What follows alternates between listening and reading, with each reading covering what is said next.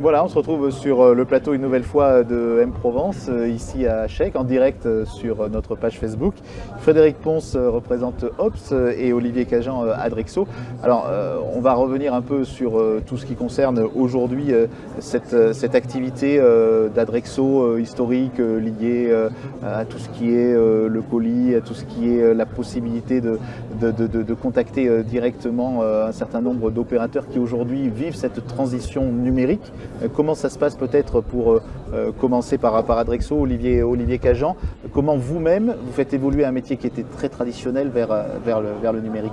Alors déjà merci de me donner la parole, mais effectivement vous soulignez le fait que le numérique pourrait, vous le supposez, prendre le pas sur le papier. Je vais peut-être vous décevoir, mais c'est tout le contraire.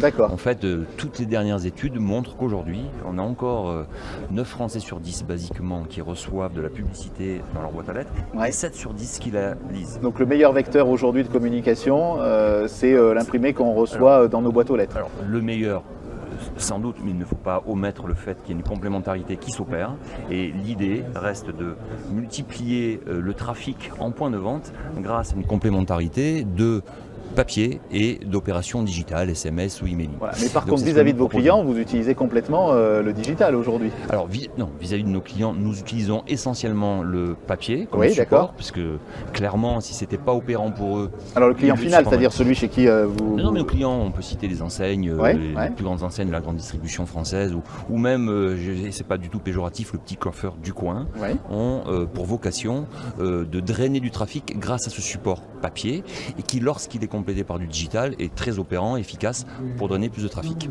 Donc aujourd'hui, on peut parler de cross-média un petit peu dans cette activité-là? Complètement. Il y a des études récentes qui sont sorties annonçant même que les jeunes, on va citer les générations Z par exemple, qui n'ont pas connu le papier, elles n'étaient pas nées, mais et donc ont connu que le digital, ont une vocation aujourd'hui et un attrait sur le support papier qu'ils utilisent et qu'ils consultent, et donc tout ça a une fin évidente de trafic en point de vente. D'accord. Alors vous, Frédéric Ponce, Ops, c'est une nouvelle marque, il va falloir qu'on apprenne à la connaître. Vous faites quoi après vos différentes aventures entrepreneuriales? C'est ça, ancré dans le territoire.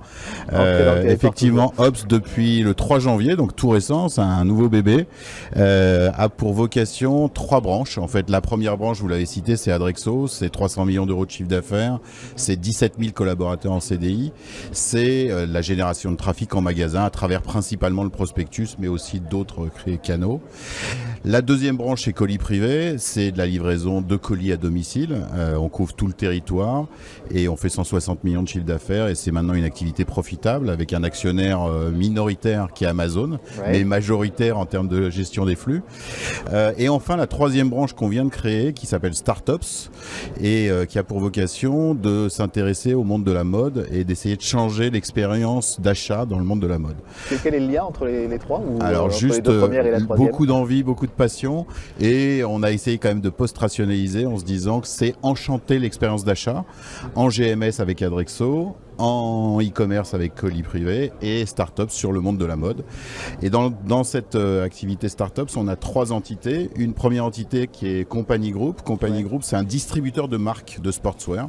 Donc on a des marques exclusives comme Mustang, Gas, Esprit, et on est en train de regarder de très belles marques comme Havaianas, American Vintage, etc., qu'on aura certainement rapidement.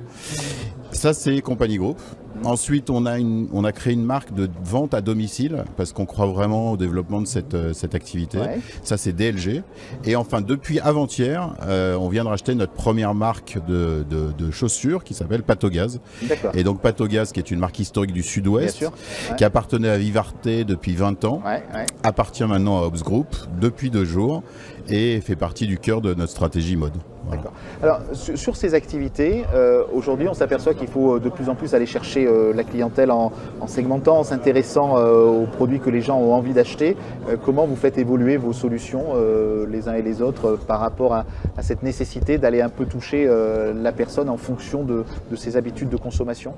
Alors, pour essayer de segmenter un peu, la boîte aux lettres, elle peut être de manière transversale très répandue en France. Il y a 25 millions de boîtes aux lettres. On s'adresse à tous les Français. Ensuite, on peut très bien apporter des solutions à nos clients de géolocalisation et donc du géomarketing qui consisterait à faire des ciblages affinitaires, géographiques, de manière à répondre à un besoin d'un annonceur qui serait très spécifique. Si on supposait demain ne vouloir s'adresser qu'en proportion à des consommateurs masculins ou attirés par la consommation par exemple de mode ou autre, on saura à l'aide d'études que nous avons pouvoir toucher de manière très proportionnelle ce type de clients. Donc on a des solutions vraiment cross-média qui permettent à l'ensemble des annonceurs de pouvoir trouver...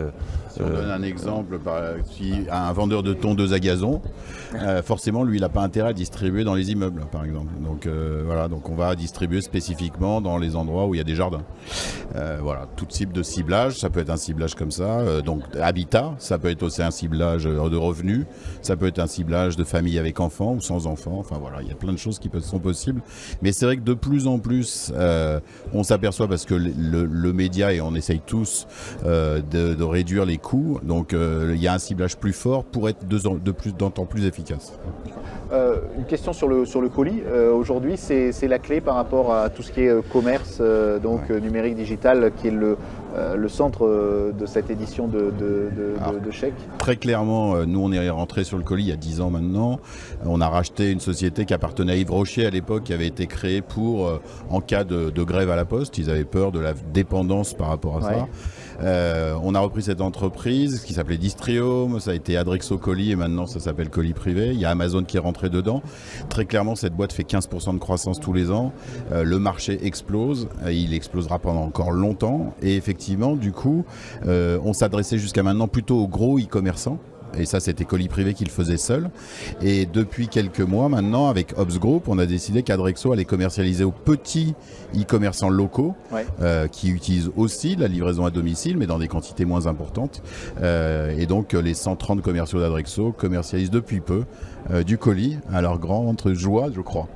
Ah oui, les premiers accueils sont à la fois intéressant parce que globalement il y a une prédominance de notre concurrent sur ce segment-là et du coup en termes d'activité mais même en termes d'accueil vis-à-vis de nos clients, on est capable de leur proposer une solution qui va de la création d'imprimés publicitaires, forcément donc de la com au sens ça, mais jusqu'à un élément de leur productivité, la livraison finale chez leurs clients.